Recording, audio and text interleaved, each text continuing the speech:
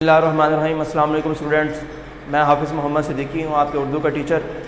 آج ہمارا اردو کا لیکچر نمبر 4 ہے، تو اس کو آج ہم دیکھیں گے۔ امید ہے کہ آپ سب لوگ جو کام آپ کو دیا جا رہا ہے وہ آپ کر رہے ہوں گے اور خیر و عافیت سے ہوں گے۔ یہ آپ دیکھ لیں، ہم نے پہلے اس کا ہجرت نبی صلی اللہ علیہ وسلم کا آپ کو خلاصہ بھی بتا دیا ہے اور پیراگراف کی تشریح کیسے کرنی ہے وہ بھی آپ کو بتا دیا ہے۔ آج جو میں آپ کو بتانے جا رہا ہوں جو چیز، وہ ہے سوال جواب، مختصر سوالات۔ یہ میں نے یہاں پہ جیسا کہ لکھا ہے کہ 10 نمبر کے یہ ہمارے سوالات آتے ہیں بورڈ میں، یعنی کہ 8 سوال آتے ہیں، اس میں سے ہم نے 5 کرنے ہوتے ہیں اور 5 سوال میں سے ہر سوال جو ہے وہ 2 نمبر کا ہوتا ہے۔ اس طرح یہ کل نمبر ملا کر ہمارے 10 نمبر بنتے ہیں، تو یہ آپ کے ذہن میں ہونا چاہیے۔ اب جو ہجرت نبی کے سوال جواب ہیں وہ میں آپ کے سامنے رکھ رہا ہوں۔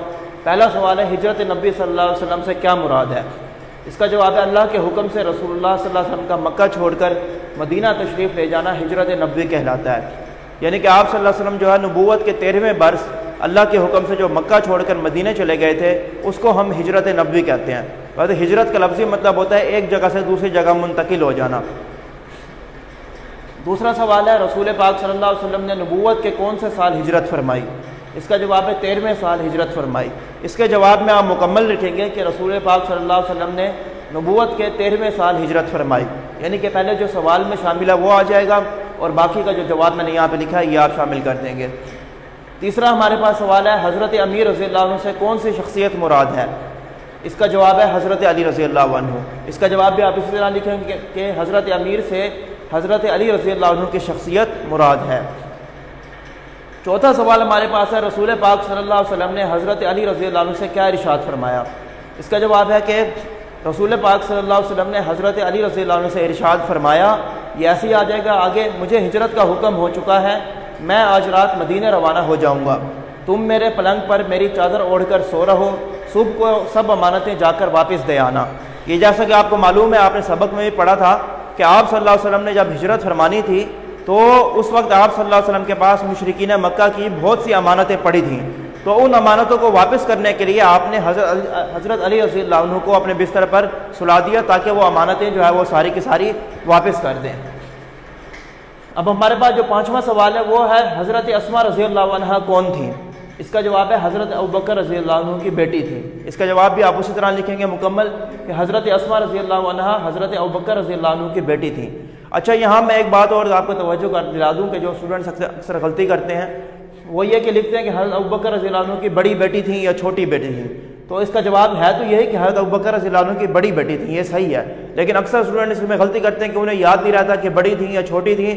تو میں اس کا آپ کو بتا دوں کہ یہ لکھنے کی ضرورت نہیں ہے، کیونکہ اس نے سوال میں یہ پوچھا ہی نہیں ہے۔ آپ صرف یہ لکھ دیں کہ حضرت اسماء رضی اللہ عنہ حضرت ابوبکر رضی اللہ عنہ کی بیٹی تھیں، تو اتنا ہی کافی ہوگا، آپ کو 2 نمبر اس کے مل جائیں گے۔ چھٹا سوال ہے، قریش نے رسول پاک صلی اللہ علیہ وسلم اور حضرت ابوبکر کو گرفتار کرنے کا کیا انعام مقرر کیا؟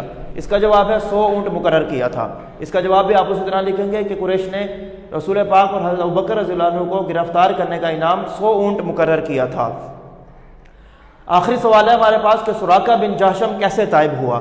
اس کا جواب ہے کہ سراقہ بن جہشم رسول اکرم صلی اللہ علیہ وسلم اور حضرت ابوبکر رضی اللہ عنہ کو گرفتار کرنے کی نیت سے ان کے قریب پہنچا تو اس کے گھوڑے کے پاؤں زمین میں دھنس گئے۔ اس نے رسول صلی اللہ علیہ وسلم سے امان طلب کی تو اسے امان نامہ لکھ دیا گیا، یعنی کہ اس نے یہ اندازہ لگا لیا کہ آپ صلی اللہ علیہ وسلم جو ہے کوئی عام شخصیت نہیں ہے بلکہ یہ نبی ہیں، تو اس نے مزید جو ہے آگے بڑھنے کی کوشش نہیں کی بلکہ امان نامہ جو ہے وہ طلب کر لیا۔ تو یہ ہمارے پاس اس کے سوال جواب تھے، یہ آپ نے یاد بھی کرنے ہیں اور اپنے نوٹ بک پر جو ہے اس کو لکھنا بھی ہے۔ نیکسٹ جو ہمارے پاس اس کی جو باقی مشق ہے وہ آپ دیکھ لیں گے، وہ پہلے بھی سالو ہوئی ہے، اس میں کوئی ایسی مشکل چیز نہیں ہے کہ اس کو دہرایا جائے، تو اس وجہ سے اب ہم جا رہے ہیں اپنے نیکسٹ چیپٹر پہ، جو کہ سبق نمبر 2 ہے ہمارا، مرزا غالب کے عادات و خصائل۔ پہلے ہم اس کا تعارف دیکھ رہے ہیں۔ اس کے جو مصنف ہیں، مصنف کا نام وہ ہے مولانا الطاف حسین حالی۔ ان کا تعارف جو مختصراً دیا گیا ہے اس کو ہم دیکھتے ہیں۔ ان کی تاریخ پیدائش ہے 1837 اور تاریخ وفات ہے 1914۔ اسی طرح ان کا جو جائے پیدائش ہے، یعنی کہ جہاں یہ پیدا ہوئے، وہ ہے پانی پت کا علاقہ، جو کہ ہندوستان کا علاقہ۔ آگے 9 برس کے تھے کہ والد کا انتقال ہو گیا، اس کے بعد بھائیوں نے پرورش کی۔ اچھا، یہ جو ہمارا تعارف ہوتا ہے اس کے اندر سے آپ کے MCQs جو ہے یہ بنتے ہیں، اس وجہ سے اس کو آپ نے کتاب سے جو ہے اچھی طرح ریڈ کرنا ہے، اچھی طرح پڑھنا ہے، تاکہ کوئی MCQs آ جائے تو آپ کو اس میں پریشانی نہ ہو۔ نیکسٹ ہے غالب اور شفتہ کی صحبت سے فیضیاب ہوئے. یہ دونوں وقت کے شعراء تھے، غالب بھی اور شفتہ بھی. ان دونوں کی صحبت سے فیضیاب ہوئے، یعنی کہ ان دونوں سے جو ہے آپ نے سیکھا، ان دونوں سے شاعری جو ہے آپ نے سیکھی. اس طرح سر سید احمد خان سے بھی تعلق رہا، اور سر سید کے کہنے پر ہی انہوں نے اپنی مشہور جو نظم ہے مد و جزر اسلام وہ لکھی تھی. آگے شفتہ اور غالب کے انتقال کے بعد لاہور آئے اور یہاں پنجاب ڈپو میں ملازمت کی. اس کے بعد یہیں انگریزی ادبیات سے متعارف ہوئے، یعنی کہ یہیں لاہور آ کر جو ہے انگریزی ادبیات سے مراد ہے انگلش لٹریچر. جو انگلش لٹریچر تھا وہیں لاہور میں آ کے آپ نے اسے دیکھا اور اسے پڑھنا شروع کیا، اور جس کے اثرات آپ پر مرتب ہوئے. نیکسٹ 1887 میں 100 روپیہ وظیفہ مقرر کیا گیا، یعنی کہ اس کے بعد جو ہے آپ نے ملازمت کر لی، جس میں آپ کو حیدرآباد کی طرف سے 100 روپے آپ کا وظیفہ مقرر کیا گیا. اور پھر آپ نے جو پچھلی آپ کی ملازمت تھی جو پنجاب بک ڈپو میں تھی وہ آپ نے ترک کر دی، اور پھر اس کے بعد جو ہے باقی زندگی تصنیف و تالیف میں گزار دی.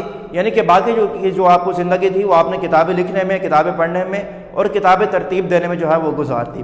تو یہ آج کا ہمارا لیکچر تھا. اس کا جو تعارف ہے یہ آپ بک سے مزید بھی دیکھ لیں گے اور اس کو مزید آپ یاد بھی کر لیں گے. Thank you. اللہ حافظ.